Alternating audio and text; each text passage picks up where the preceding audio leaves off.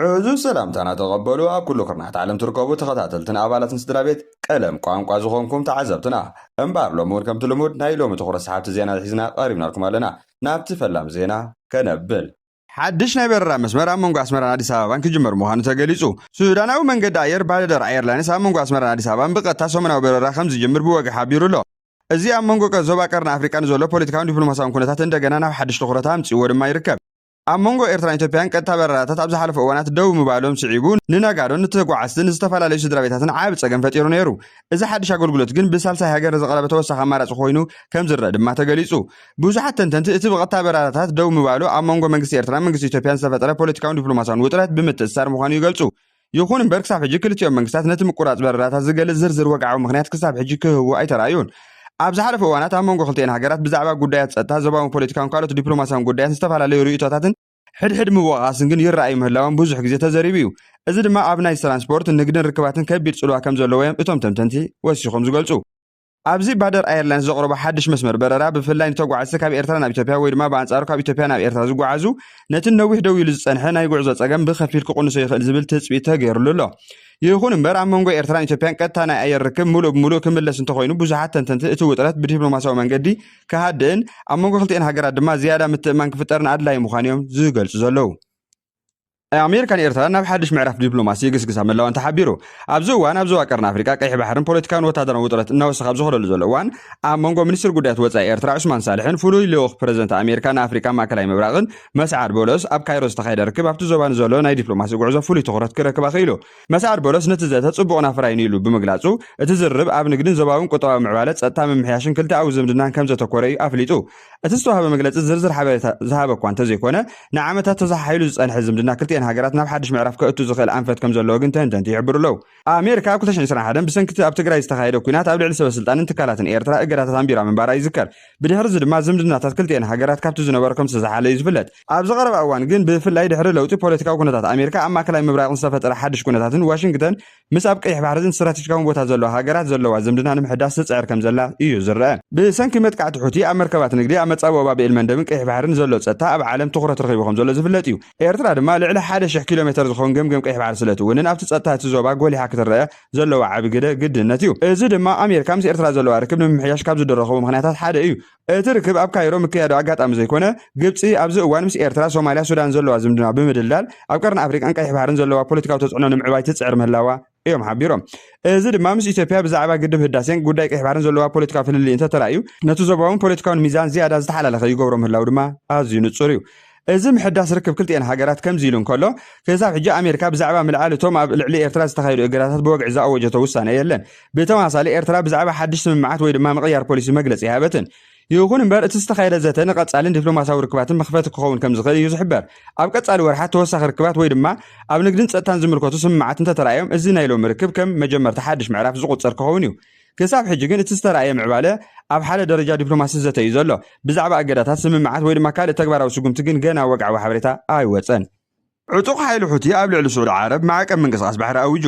እቲ ኣብ ሃገር የመን ዝንቀሳቐስ ዕጡቕ ሓይሊ ኣብ ልዕሊ ስዑድ ዓረብ ሙሉእ ናይ ምንቅስቓስ ባሕሪ ማዕቀብ ከም ዘንበረ ኣውጁ እዚ ስጉምቲ ዝመፀ ድማ ኣብ ማእከላዊ ምብራቕ ዘሎ ፖለቲካውን ወታደራውን ወጥሪ ኣብ ኣዝዩ ሓደገኛ ደረጃ ኣብ ዝበፅሐሉ እዋን ምዃኑ ከቢድ ስጋት ከም ዝፈጠረ ተሓቢሩ እቲ ማዕቀብ ኣብ ቀይሕ ባሕርን ኣብቲ ከባቢ ባቢኤል መንደብን ዝካየድ ዘሎ ናይ ንግዲ መርከባት ምንቅስቓስ ብቐጥታ ክጸልዎ ከም ዝኽእል ተንተንቲ ዞባ ይገልጹ ኣለዉ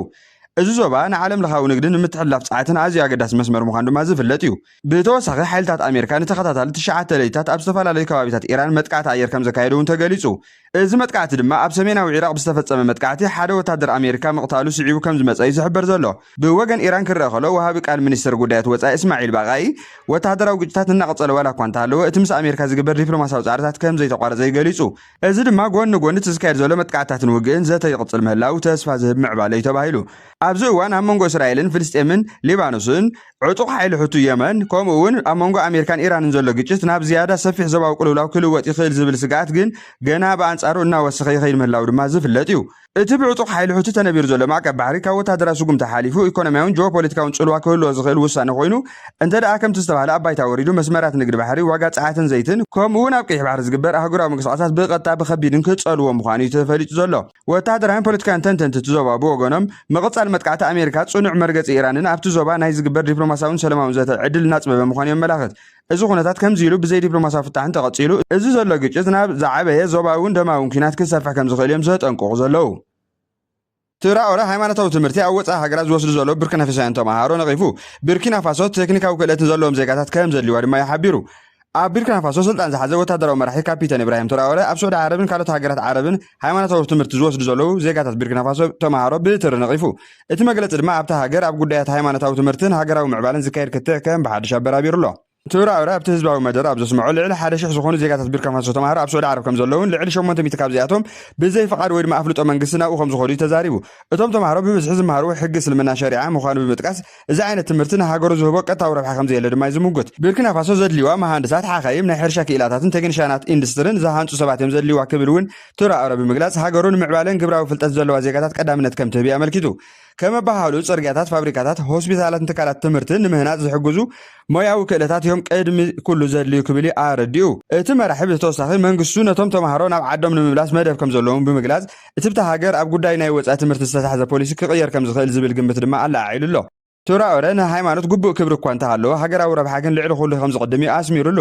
ሃገር ትቕድም ሃይማኖት ልዕሊ ሃገር ክቆም ይብሉን ክብል እውን ብግልፂ ተዛሪቡ እዩ ቡርኪና ፋሶ ብሃይማኖታዊ ሕጊ ዘይትምራሕ ልኡላዊት ሲቪላዊት ሃገር ምዃና ድማ ኣረጋጊጹ ብተወሳኺ ግን ኩሎም ዜጋታት እምነቶም ብነፃ ክኽተሉ መሰሎም ዝተሓለዉ ምዃኑ ብምግላጽ ንሙስሊም ክርስቲያን ንሰዓብቲ ካልኦት ባህላዊ እምነታት ማዕረ መሰል ከም ዘለዎም እውን ኣዘኻኺሩ መግለፂ ትራኦሬ ኣብ ጉዳይ ሃይማኖት ሓሊፉ ናይ መንግስቲ ራእይ ንምዕባለ እንታይ ከም ዝመስል ዘርኢ እቲ ወታደራዊ ስርዓት ንቴክኖሎጂ ኢንዳስትሪያዊ ምህንድስናን ቀዳምነት እናሃበ እቲ ናይ ሃይማኖት ትምህርቲ ዝውሃብ ደገፍ ክግድብ ከም ዝደሊ ዘመላኽት ድማ ኢሎም ይኹን እምበር እዚ ኣቀራርባ ብዙሕ ክትዓልዕ ኢሉ እዩ ደገፍ ትራኦሬ እዚ ፖሊሲ ንሃገራዊ ምዕባለን ርእሰ ምርኮሳን ዘገልግል ይኽብሉ ከለዉ ብኣንጻሩ ግን ተጣበቕቲ ሰብኣዊ መሰላት እቲ መንግስቲ ንነፃነት ትምህርትን ነፃነት እምነትን ክድረስ ይኽእል ብምባል ሻቕሎቶም ይገልጹ ኣለዉ ብፍላይ ኣብ ምዕራብ ኣፍሪቃ ወታደራዊ መንግስቲ ሃገራዊ ልዕላውነትን ኢኮኖምያዊ ርእሰ ምርኮሳን ቀዳምነት ዝህቡ ፖሊሲታት ኣብ ዘብዝሕሉ ዘሎ እዋን መግለፂ ትራኦሬ እውን ናይ ዝሓፈሻዊ ፖለቲካዊ ኣንፈት ክፋል ኮይኑ ይርአ እንተኾነ ግን እቲ መደብ ኣብ ግብሪ ከመይ ከም ዝፍፀም ምስ መሰረታዊ መሰላት ዜጋታት ከመይ ከም ዝሰማማዕ ኣብ ዝመፅእ እዋን ክትትል ዘድልዮ ጉዳይ ምዃኑ እዩ ተሓቢሩ ንሎም ዝበልናዮም ምንጭ ዝፁ ሓበሬታና ዝኾኑ ዜናታት እዚኦም እዮም ነይሮም ኣብ ቀጻሊ ብተመሳሳሊ ሓበሬታ ክሳብ ንራኸብ ሼር ላይክ ሳብስክራይብ ምግባር ኣይትረስዑ ዘለኩም ርእቶ እውን ኣብ ኮሜንት ሴክሽን ኣቕሙጥልና ወደ ሓንኩም